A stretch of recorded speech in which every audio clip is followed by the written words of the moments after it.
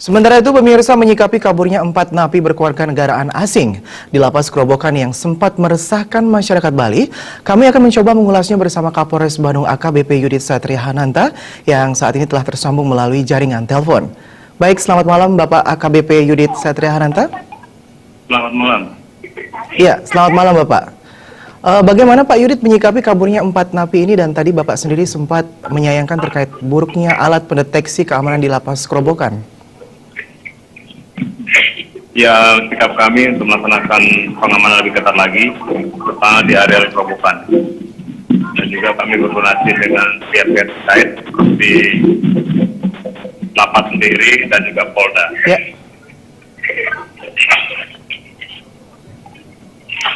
Iya, kemudian langkah apa saja Pak dari Polres Bandung untuk mengantisipasi kejadian ini agar kedepannya tidak ada lagi napi yang kabur dari Lapas Grobogan? Yang jelas untuk otoritas pengamanan di dalam lapas sendiri.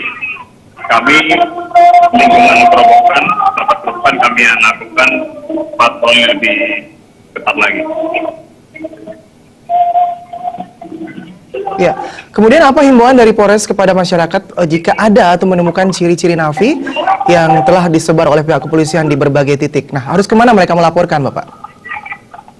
Kami berharap apabila ada masyarakat yang melihat atau mengetahui keberadaan para napi yang kabur, segera melapor ke kepolisian terdekat seperti di Polsek, di Pospol, maupun di Polres, bahkan juga bisa Polda.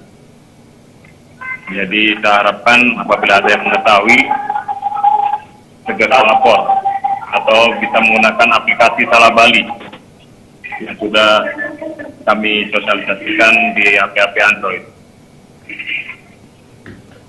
Baik, terima kasih Bapak Kapolres Bandung AKBP Yudit Satria Hananta telah bergabung bersama kami di seputar Bali.